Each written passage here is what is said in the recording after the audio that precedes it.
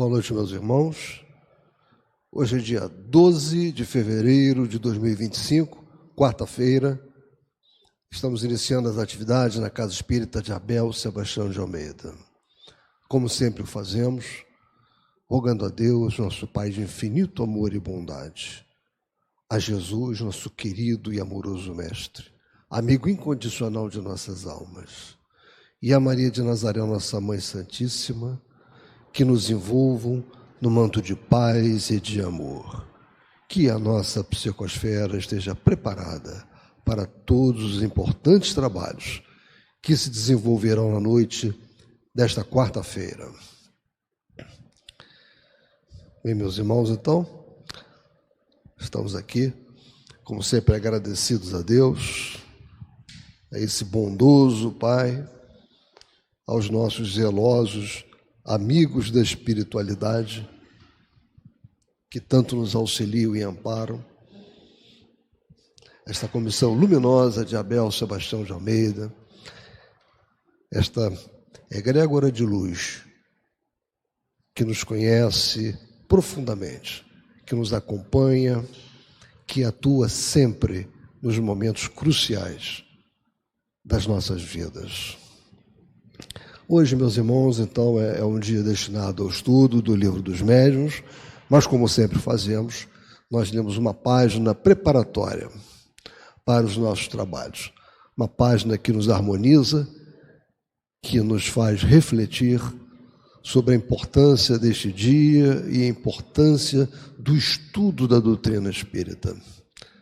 Eu vou pedir à nossa irmã Marisa que faça a leitura de uma página dessa obra de Emmanuel para os Médiuns, uma obra organizada por Luiz de Gonzaga Pinheiro.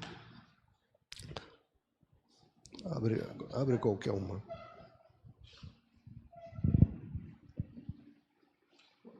Essa já foi.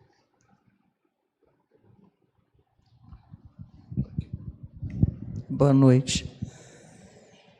É o capítulo 20, Mediunidade e Privilégios.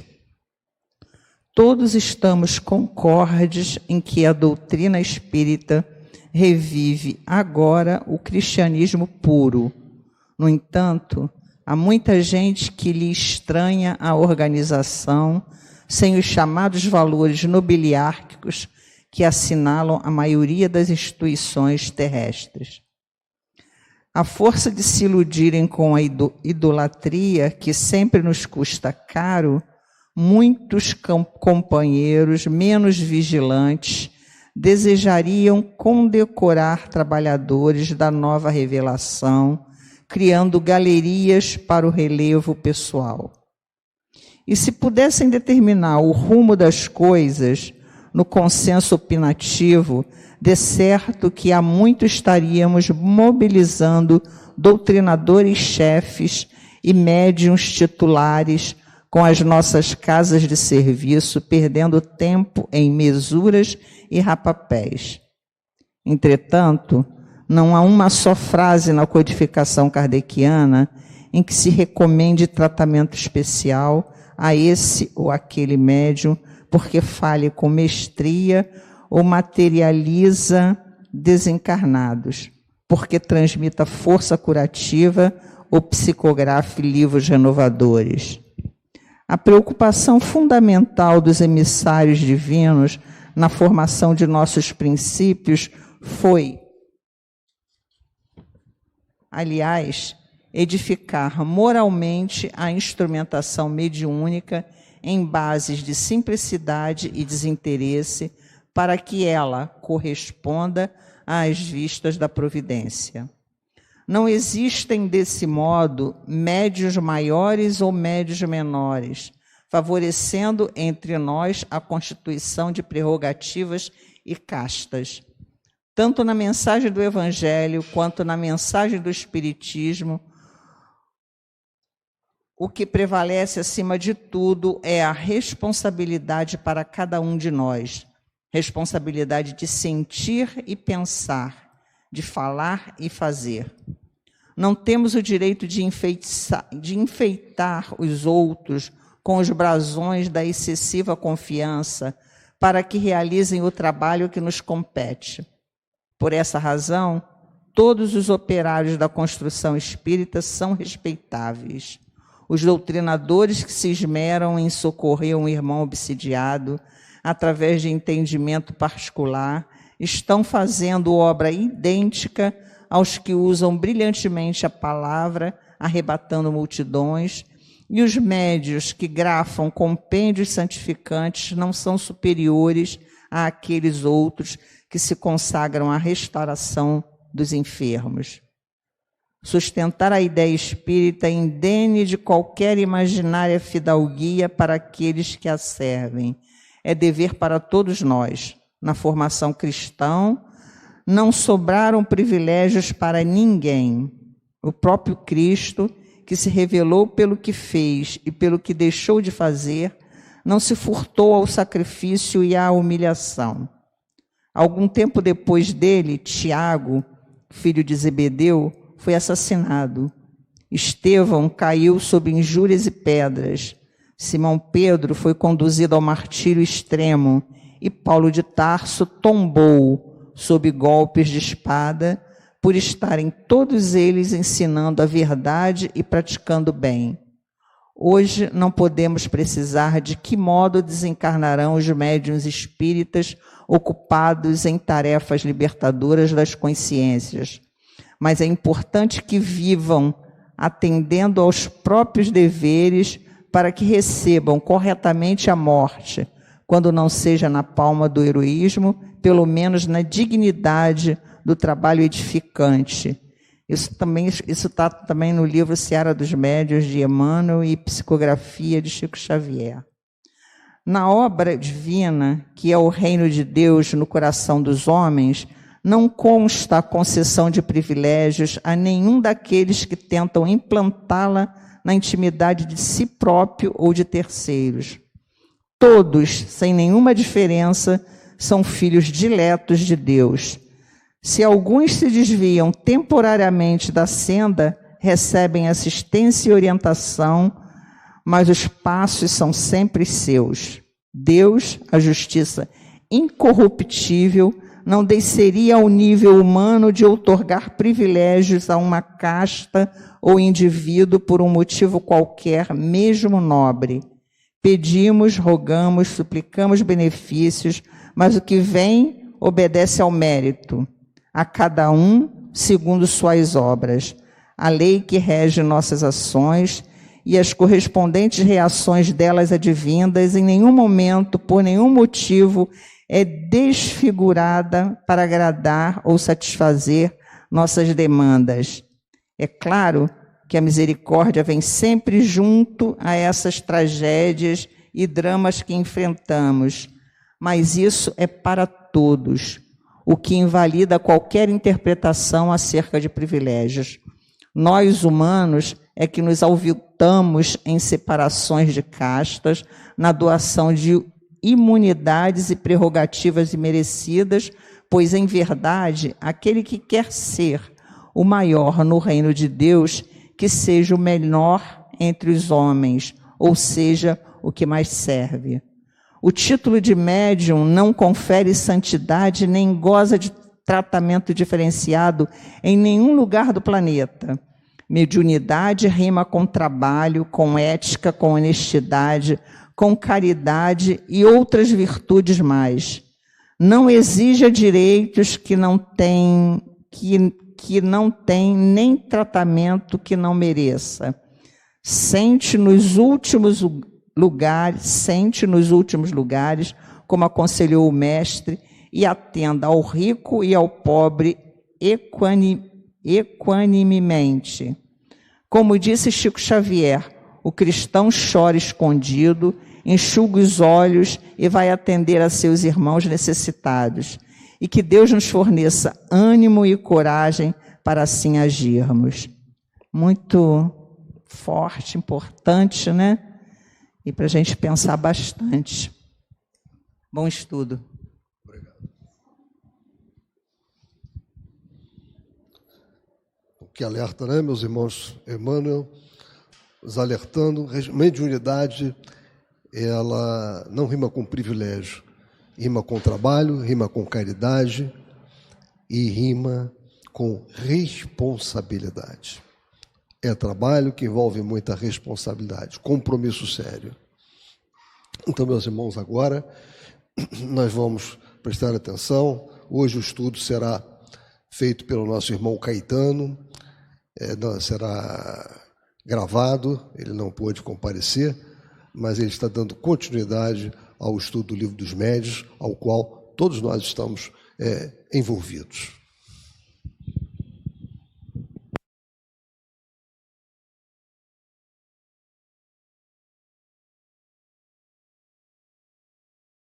Amigos, frequentadores da casa de irmão Abel e todos aqueles que nos acompanham através da rádio da TV Abel.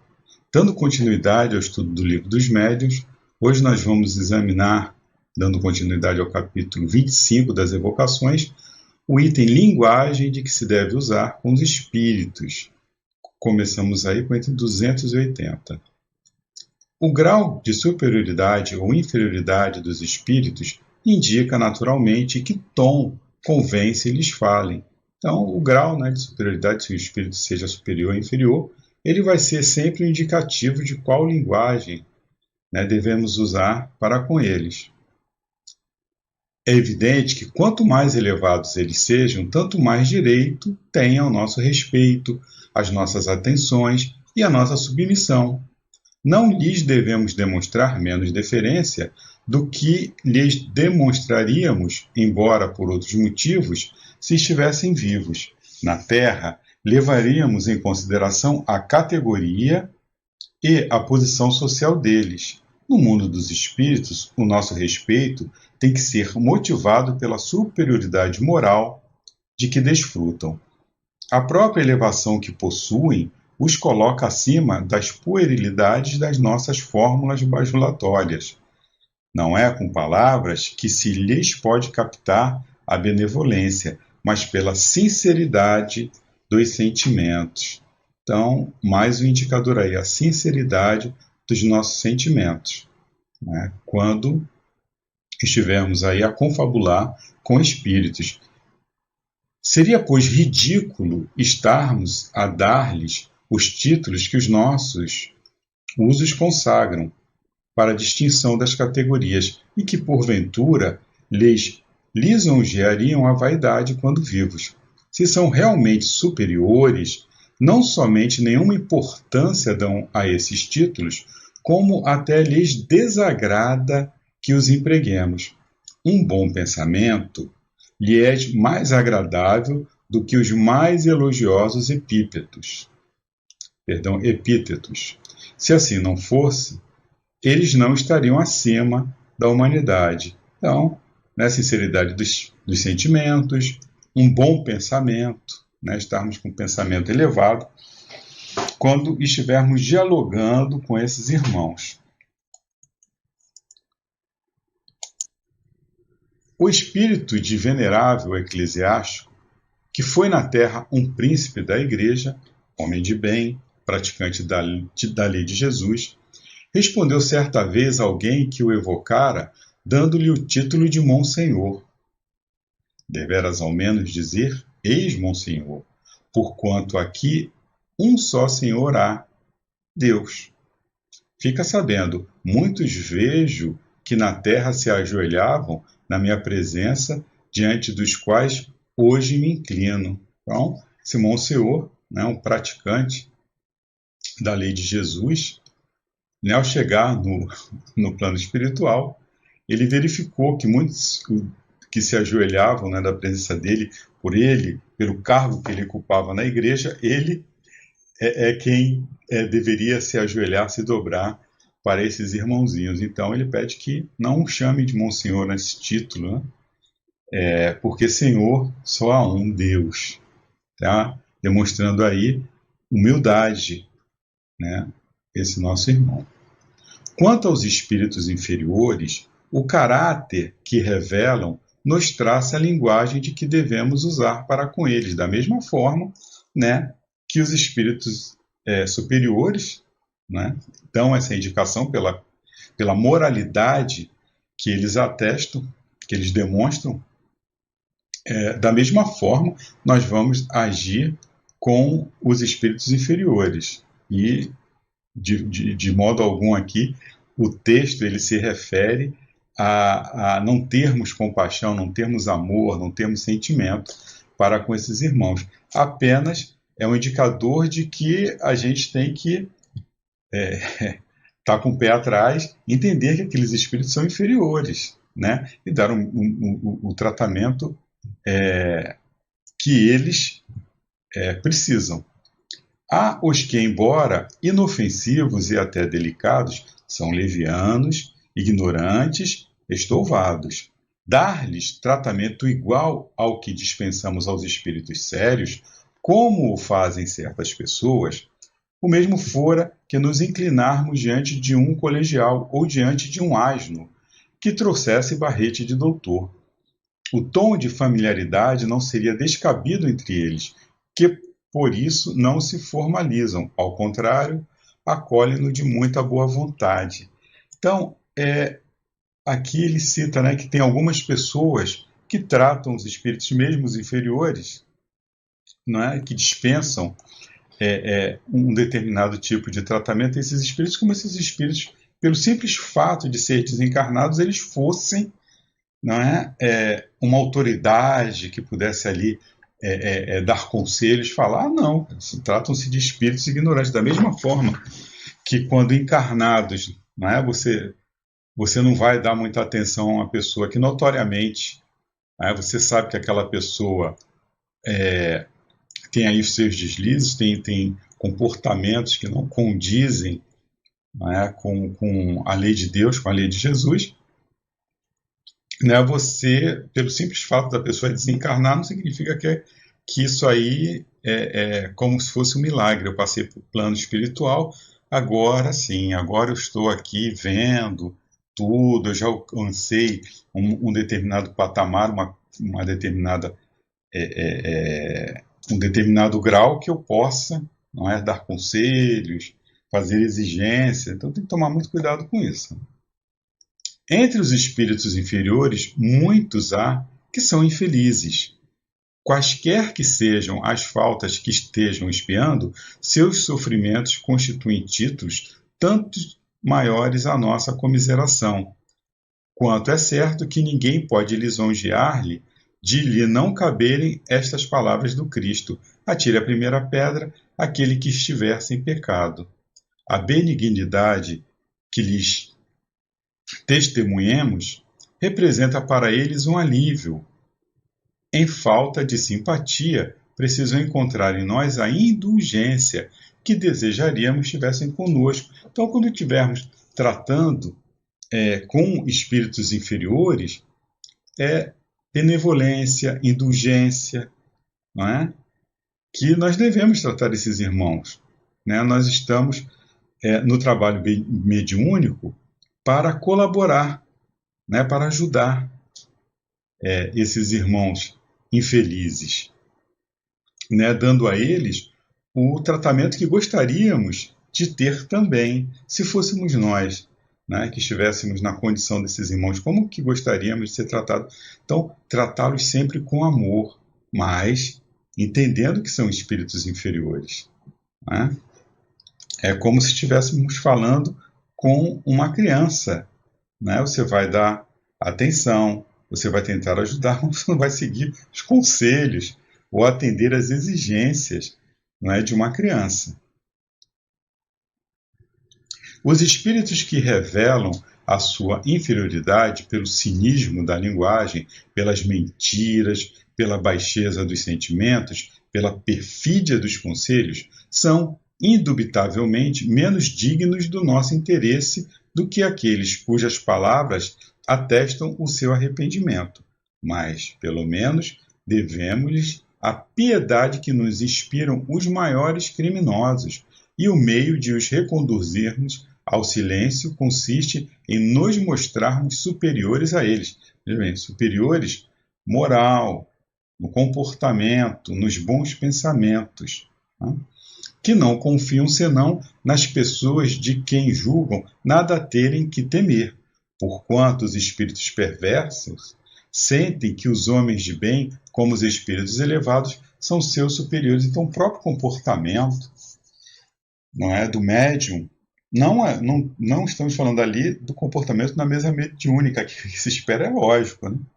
É um comportamento digno, mas fora dali, porque eles sabem quem somos, né? Então, é isso que vai atestar, né, o nosso comportamento moral, no geral, é que vai demonstrar o nosso grau de superioridade a esses espíritos. Em resumo, tão irreverente seria tratarmos de igual para igual os espíritos superiores, quanto ridículo seria dispensarmos a todos, sem exceção, a mesma deferência. Tenhamos veneração para os que a merecem, reconhecimento para os que nos protegem e nos assistem, e para todos os demais, a benignidade de que talvez um dia venhamos a necessitar. Então, é bem claro aí a indicação de qual linguagem, né, de como nos devemos portar diante dos irmãos, né? Veneração diante dos que merecem, reconhecimento diante daqueles que nos protegem e nos assistem, e para os demais, benignidade, né? Indulgência, bondade, caridade para com esses irmãos. Penetrando no mundo incorpóreo, aprendemos a conhecê-lo, e esse conhecimento nos deve guiar em nossas relações com os que o habitam. Os antigos, na sua ignorância, levantaram-lhes altares. Para nós, eles são apenas criaturas mais ou menos perfeitas. E altares, só Deus se levanta. Então, a mediunidade existe desde que o mundo é mundo, desde que nós encarnamos. A mediunidade está ali presente, porque a mediunidade é algo inerente ao ser humano. Então, essas comunicações sempre existiram, mas os povos antigos achavam, né, que aqueles espíritos que estavam ali se comunicando eram deuses, né, e nem sempre, né? Nem sempre essas figuras elas eram moralmente superiores e, enfim, eles os tratavam como deuses, né? Levantavam altares, botavam oferendas, daí que surge, né, toda essa gama de dogmas, de religiões, enfim, todo esse modelinho, né, que seguimos até hoje, né, de altares, enfim, de tentarmos ali barganhar, porque no começo era assim, os espíritos muito materializados, eles pediam, né, nas suas comunicações coisas materiais, não é? Porque eles entendiam que precisavam disso. E acabou, né, com o tempo, isso acabou virando aí um modelo, esse modelo de oferenda, de dar algo, não é, para aquela entidade, aquele Deus, em troca de proteção, de alguma coisa. Mas era a maneira, né, que tinha de se comunicar, é como a sociedade se comportava naquela época. Hoje, nos dias atuais, nós temos aí o Consolador prometido, que vem justamente, não é, para abrir a nossa mente, para mudarmos, não é, essas nossas atitudes, né, o sacrifício que Deus, né, exige de nós, é a nossa reforma, é a nossa melhoria, né, é a melhor oferenda, né, que podemos deixar no altar, e única, não é, seria essa. E chegamos no outro item, utilidade das evocações particulares. E começamos aí com o item 281. As comunicações que se obtêm dos espíritos muito elevados ou dos que animaram grandes personagens da antiguidade são preciosas pelos altos ensinamentos que encerram. Esses espíritos conquistaram um grau de perfeição que lhes permite abranger muito mais extenso campo de ideias, penetrar mistérios que escapam ao alcance vulgar da humanidade e, por conseguinte, iniciar-nos melhor do que outros em certas coisas. Não se segue, daí, sejam inúteis as comunicações dos espíritos de ordem menos elevada. Delas, Muita instrução colhe o observador. Para se conhecer os costumes de um povo, mister se faz estudá-lo em todos os graus da escala. Mal o conhece quem não o tenha visto senão por uma face. A história de um povo não é a de seus reis, nem a das suas sumidades sociais. Para julgá-lo, é preciso vê-lo na vida íntima, nos hábitos particulares. Então, você precisa, para conhecer o mundo espiritual, você precisa do todo, né? As comunicações dos espíritos superiores, elas dão assim a linha geral. E você precisa, né, saber dos detalhes, nós precisamos dos detalhes, né? Porque nós nos identificamos, né, diante do nosso estágio evolutivo, fica muito mais fácil para nós entendermos, compreendermos, não é, os informes de espíritos que estejam ali no mesmo pouquinho acima, né, ou igual ao nosso patamar, para a gente realmente sentir, né, conseguir compreender com cores mais vivas, né, esses relatos. Ora, os espíritos superiores são as sumidades do mundo espírita. A própria elevação em que se acham os coloca de tal modo acima de nós que nos aterra a distância que deles estamos. Espíritos mais burgueses, né, mais próximos de nós, né, eles colocam que, se nos relevem essa expressão, nos tornam mais palpáveis as circunstâncias da nova existência em que se encontram. Então, André Luiz, né, tantas informações que tivemos, né, do plano espiritual, o Charles, Emmanuel, que pintam realmente os detalhes, dão os detalhes, aí nós sentimos, né, conseguimos entrar ali nos sentimentos do André Luiz, né, aí, rapaz, já pensou, eu despertando ali que nem André Luiz lá no umbral, ou tendo a experiência no Vale dos Suicidas. Então isso aí realmente fala mais, não é? Nos atinge, né? Nos demonstra com mais detalhes, né, as histórias desses espíritos que são mais próximos de nós, e nós conseguimos nos identificar com eles. A ligação entre a vida corpórea e a vida espírita é mais íntima esses espíritos, né, burgueses mais próximos de nós. Compreendemos-la melhor porque ela nos toca mais de perto. Aprendendo pelo que eles nos dizem, em que se tornaram, o que pensam e o que experimentam os homens de todas as condições e de todos os caracteres, assim os de bem como os viciosos, os grandes e os pequenos, os ditosos e os desgraçados do século, numa palavra, os que viveram entre nós, os que vimos e conhecemos, os de quem sabemos a vida real, as virtudes e os erros, bem lhes compreendemos as alegrias e os sofrimentos. A umas e outros nos associamos, e destes e daqueles tiramos o ensinamento moral, tanto mais proveitoso quanto mais estreitas forem as nossas relações com ele. Então, a gente vai sempre buscar uma comparação. Para eu comparar, tem que ser algo que eu entenda, que eu compreenda, que eu consiga alcançar, não é? Então, com o meu pensamento, com as minhas virtudes, com os meus vícios. Então eu consigo entender melhor, né? Eu preciso compreender, eu consigo compreender melhor, não é? Os erros, o sofrimento, como é que um espírito está lá no umbral, né? Como que o André Luiz se sentiu chegando ali, não é? Pintam realmente um quadro com as cores que a minha retina consegue captar. Mais facilmente nos pomos no lugar daquele que foi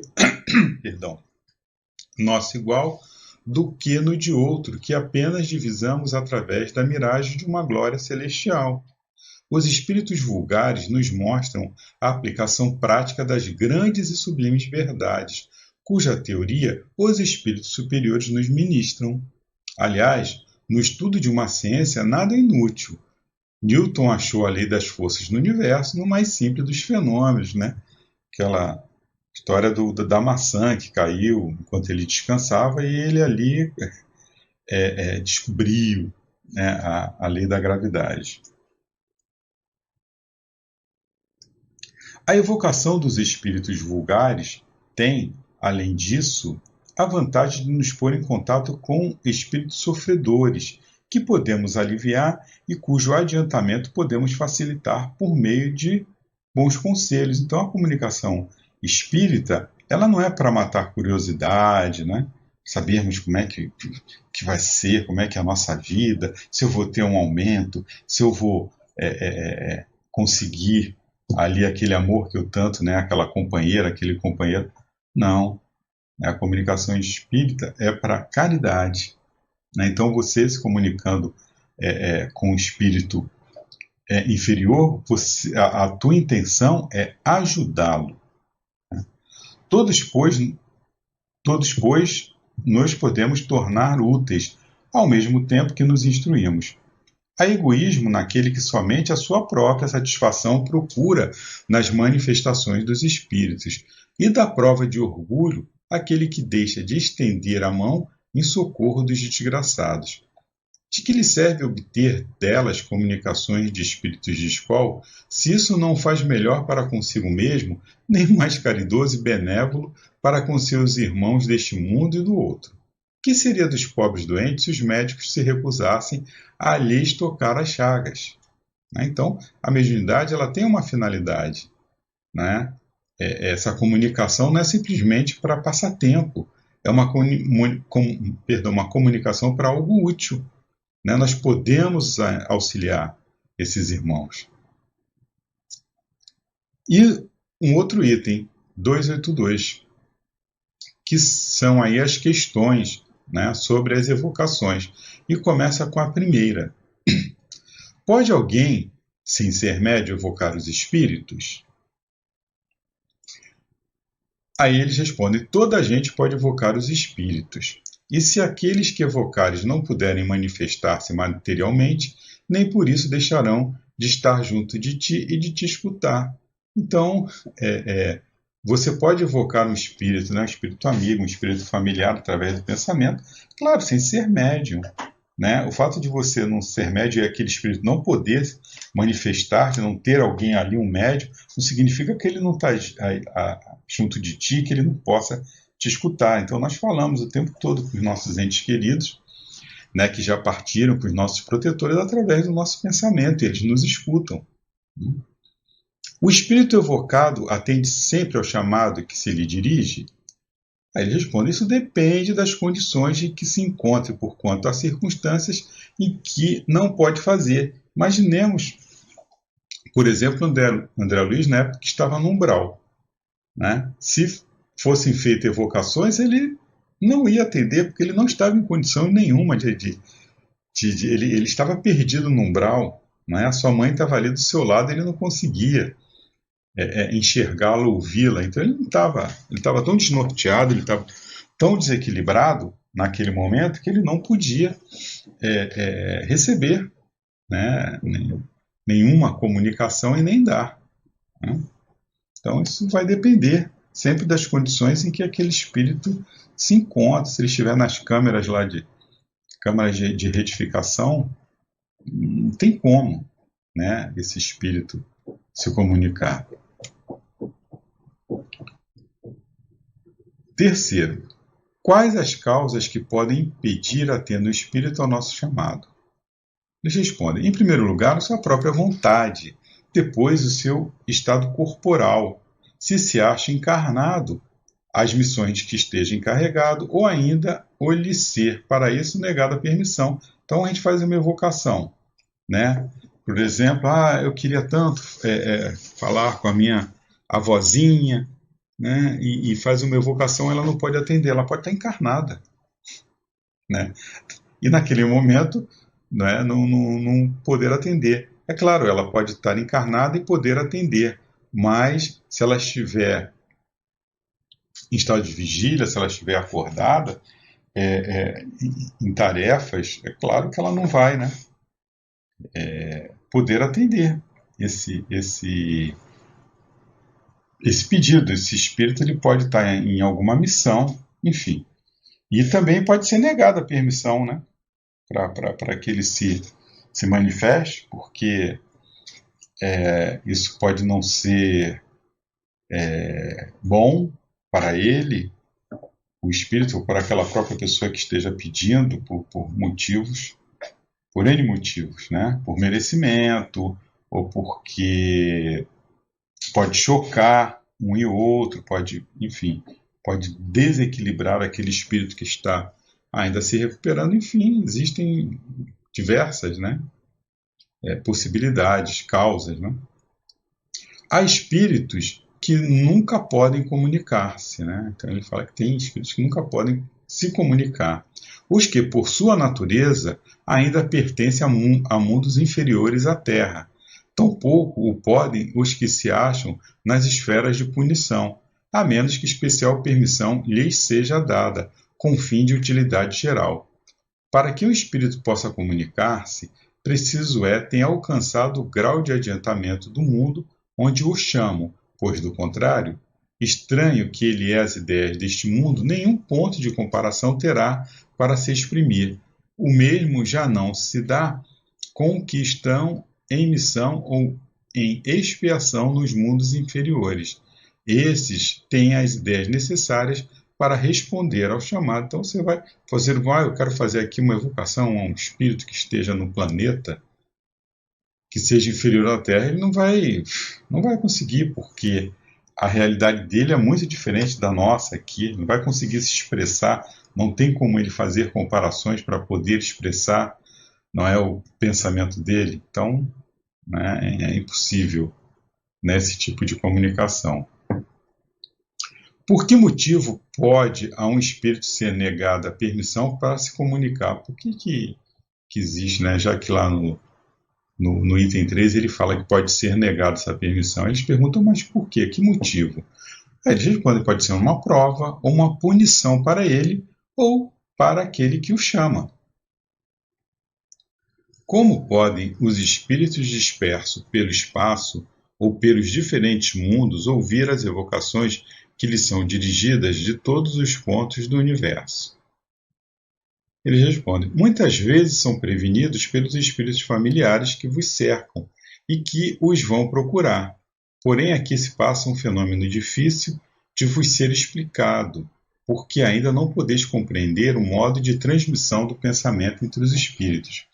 O que te posso afirmar é que o espírito evocado, por muito afastado que esteja, recebe, por assim dizer, o choque do pensamento como uma espécie de comoção elétrica que lhe chama a atenção para o lado de onde vem o pensamento que o atinge.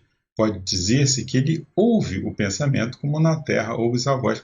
Então, nós, para entendermos como que se dá essas comunicações através do pensamento, para nós ainda é difícil, porque as comparações que nós temos seria a propagação do som. Hoje em dia, nós temos assim um entendimento melhor, porque temos a internet, então essa comunicação é mais rápida ainda, né? Mas mesmo assim tem os ruídos, tem os problemas de transmissão, né?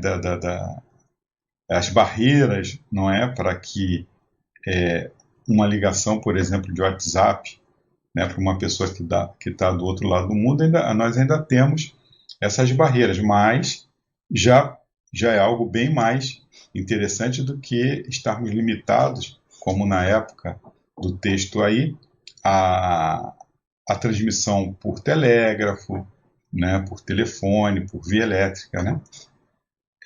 Hoje nós temos aí a transmissão via internet, né, mas que, mesmo assim, você ainda tem um delay, né? Quanto mais distante, então, uma comunicação daqui para Marte, por exemplo, não tem como, não tem internet que alcance, né?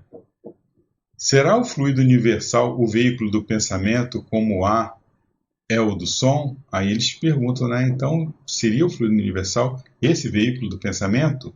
E eles respondem sim, com a diferença de que o som não pode fazer-se ouvir senão dentro de um espaço muito limitado, né? O som ele vai se propagando através de ondas, enquanto que o pensamento alcança o infinito. Então, é um conceito ainda para nós complicado da gente entender, né? Que seja como é que funciona isso, né?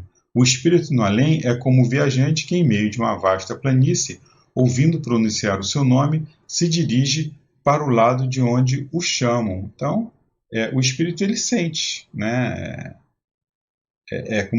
Realmente o fluido universal ele funciona como uma coisa única, né? Tudo que acontece ali você consegue sentir, né? Eles vão sentir, né? Esse chamamento, essa evocação. Agora, para entendermos como isso funciona, né? Ainda não temos capacidade para isso, né? Podemos imaginar, né? Mas entender realmente como funciona, isso aí ainda não. Sabemos que as distâncias nada são para os espíritos, contudo, causa espanto ver que respondem tão prontamente ao chamado como se estivessem muito perto. Ele responde: é que, com efeito, às vezes o estão. Né? Se a evocação é premeditada, o espírito se acha de antemão prevenido e frequentemente se encontra no lugar onde o vão evocar antes que o chame. Então, você tem a ideia de ir numa determinada reunião, eu vou perguntar aí pelo fulaninho, né? Tá precisando, né? Tá desencarnado, a família aí tá precisada, tá precisando falar com ele, a esposa dele está muito mal, vamos ver se a gente consegue. Se for possível, né, esse irmãozinho vai ser informado e já vai estar ali, eles já vão, né, trazê-lo, né, dentro dos trabalhos daquela reunião mediúnica. Sabemos que eles começam a trabalhar bem antes da reunião acontecer. Então, né, nos preparativos, vão lá, vindo esse espírito já está lá, né, preparado para se comunicar. 7. Dar-se-á que o pensamento do evocador seja mais ou menos facilmente percebido conforme as circunstâncias? Responde: sem dúvida, o espírito é mais vivamente atingido quando chamado por um sentimento de simpatia e de bondade. É como uma voz amiga que ele reconhece. A não se dar isso, acontece com frequência que a evocação nenhum efeito produz. O pensamento que se desprende da evocação toca o espírito. Se é mal dirigido, perde-se no vácuo.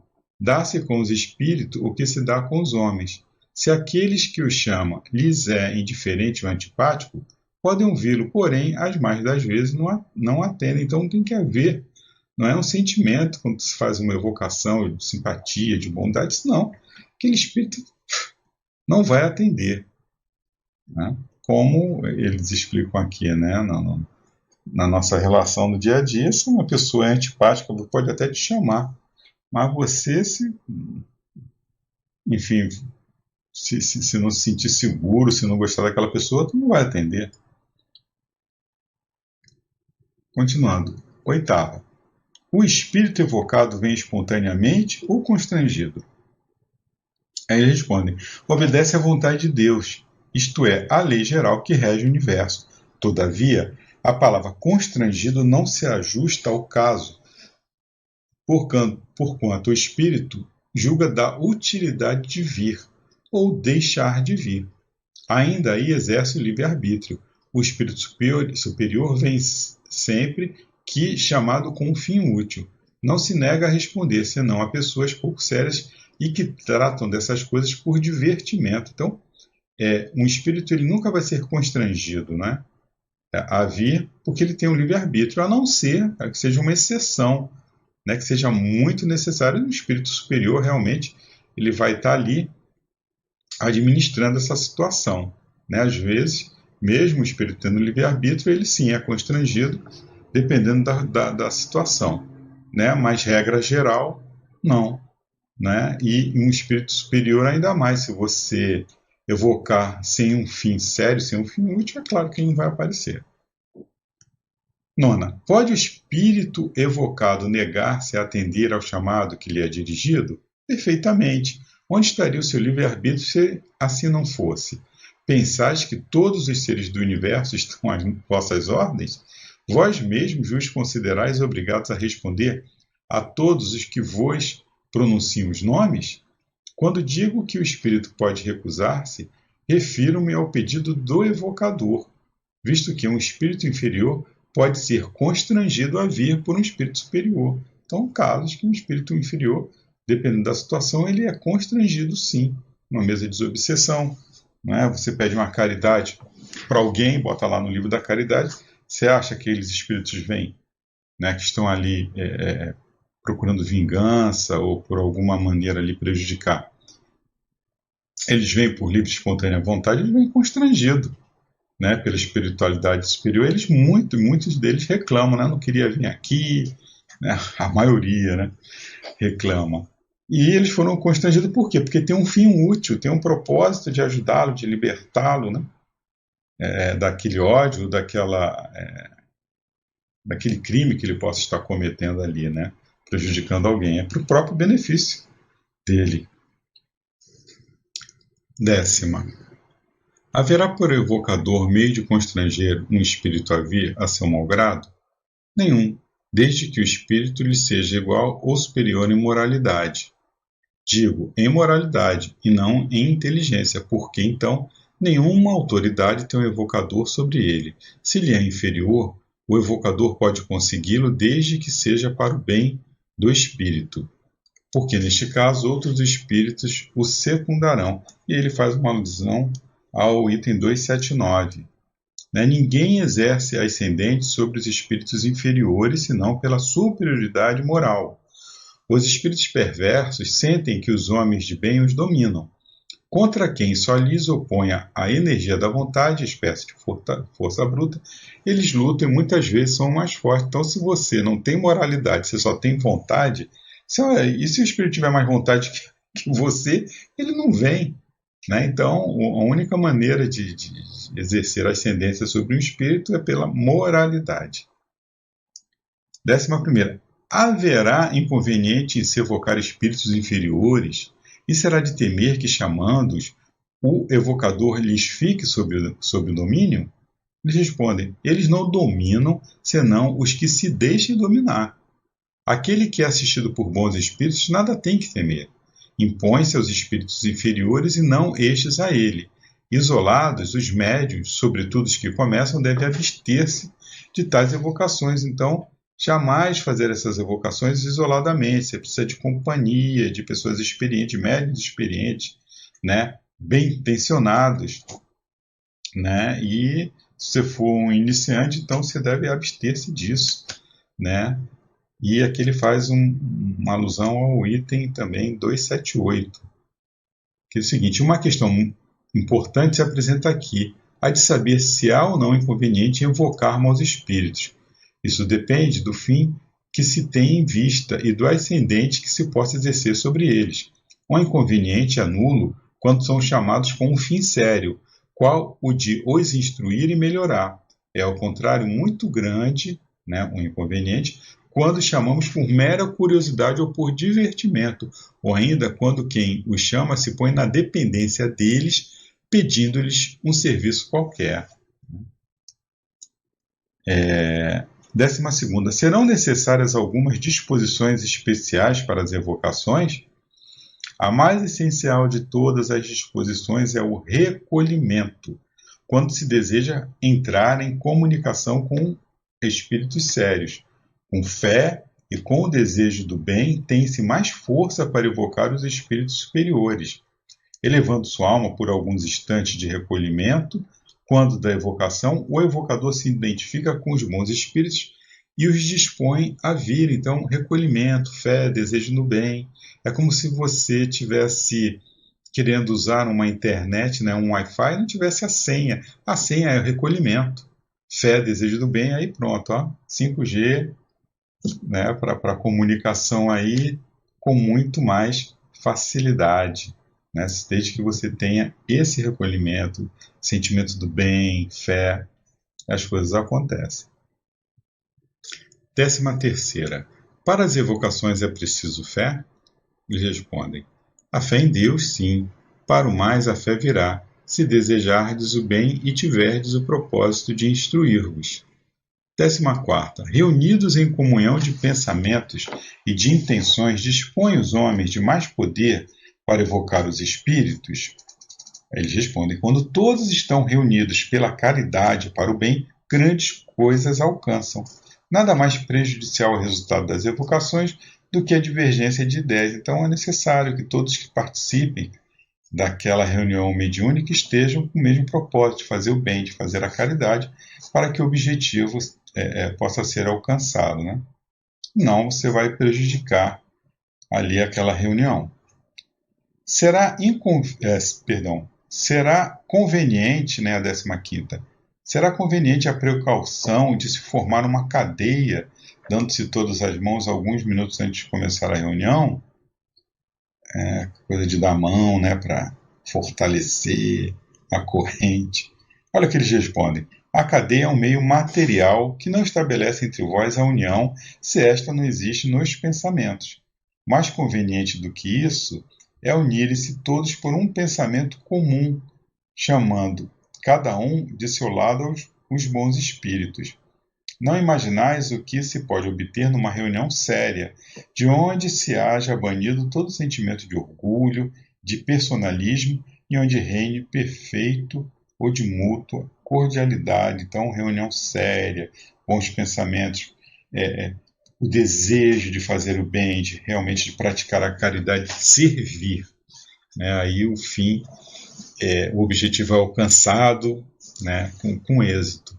Então, meus irmãos, chegamos ao fim do estudo de hoje, possamos usar esses ensinamentos, né, que os bons espíritos nos passaram, que possamos nos preparar aí para os trabalhos que se fazem necessários no socorro aos nossos irmãos, né, com muito amor, né, com muita bondade, que a luz, a paz, o amor de Jesus permaneça em nossos corações. Graças a Deus, graças a Jesus.